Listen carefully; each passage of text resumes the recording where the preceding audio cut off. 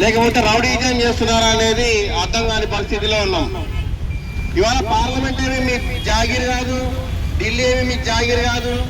Assembly parliament అనేవి ప్రజాస్వామ్యాన్ని కాపాడేందుకు, చట్టాలను శాసనాలను చేసేందుకు ఉన్న కేంద్రాలు. కేవలం పార్లమెంట్లో పోలేదు, పార్లమెంట్ ముందు నిలబడడానికి కూడా అవకాశం ఇవ్వకుండా దాడులు చేయడం అనేది చాలా దుర్మార్గమైన చర్య. పేపర్ లీకేజీలు చేస్తారు, లాఠీ చార్జీలు చేస్తారు, దౌర్జన్యాలు చేస్తారు. వీటన్నిటి మీద ప్రశ్నిస్తే మాత్రం దేశ ద్రోహం కేసులు పెడతారు. మరి ఇవాళ రాజకీయాలు చేసుకుంటూ రాజకీయ అవినీతిలు చేస్తే మీ పైన ఎలాంటి కేసులు పెట్టాలని ఇవాళ ప్రశ్నిస్తా ఉన్నాం. ఇవాళ ప్రభుత్వ పరంగా ప్రభుత్వ శాఖల నుంచే విద్యార్థుల మీద, యువత మీద దాడులు చేస్తే మరి మీ మీద ఎలాంటి దేశద్రోహం కేసులు పెట్టాలని చెప్పి ఈ సందర్భంగా ప్రశ్నిస్తా ఉన్నాం.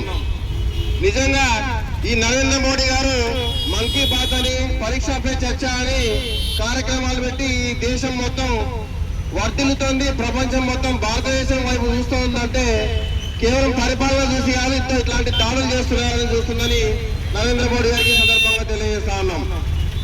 ఇవాళ విద్యార్థులు ప్రశ్నించాలంటే భయం, ఏదైనా న్యాయం కోరాలంటే భయం, బయటకు వచ్చి మాట్లాడాలంటే భయం, కనీసం సోషల్ మీడియాలో ఏదైనా పోస్ట్ చేయాలంటే కూడా పోలీసులు వెంటబడి అరెస్టులు చేసే పరిస్థితి దేశంలో నెలకొని ఉందంటే నిజంగానే రాజ్యాంగం అమల్లో ఉందా, ప్రజాస్వామ్యాన్ని ప్రభుత్వాలు పాటిస్తున్నాయా అని ప్రశ్నించుకోవాల్సిన అవసరం ఉంది. ఈ ప్రభుత్వాలు ఎంత మాటికి వాళ్ళ రాజకీయ ప్రలోభాల కోసం, రాజకీయ స్వలాభం కోసం ఓటు బ్యాంకు రాజకీయాలు చేస్తాయి. కానీ విద్యార్థుల, యువత, మహిళల హక్కులను కాలరాయడమే ధ్యేయంగా పెట్టుకుని ప్రజాస్వామ్యాన్ని మాత్రం గాలికి వదిలేస్తున్నట్టు మనకు రోజువారీ సంఘటనలు చూస్తే తెలుస్తా ఉంది. గతంలో రాజకీయాలు చేసే రాజకీయ నాయకులు, మంత్రులు ఇలాంటి ఘటనలు జరిగినప్పుడు నైతిక బాధ్యత వహిస్తూ రాజీనామా చేసేవాళ్ళు, లేదంటే స్పందించి క్షమాపణ కోరేవారు.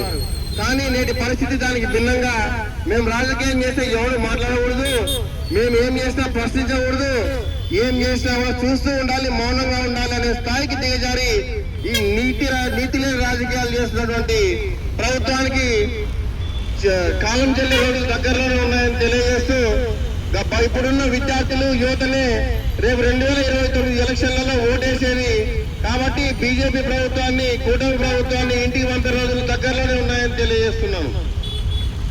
రాబోయే రోజుల్లో అక్కడ జరిగిన ఘటన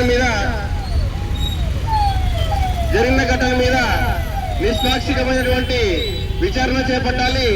ఎలాంటి అసాంఘిక కార్యక్రమాలకు వెళ్ళని విద్యార్థుల మీద, యువత మీద లాఠీ చార్జీలు చేయడం, అసలు యూనిఫామ్లు లేకుండా కూడా పోలీసులు అక్కడ లాఠీ చార్జీ చేస్తున్నటువంటి ఘటన వీడియోల్లో మనకు కనిపిస్తా ఉంది.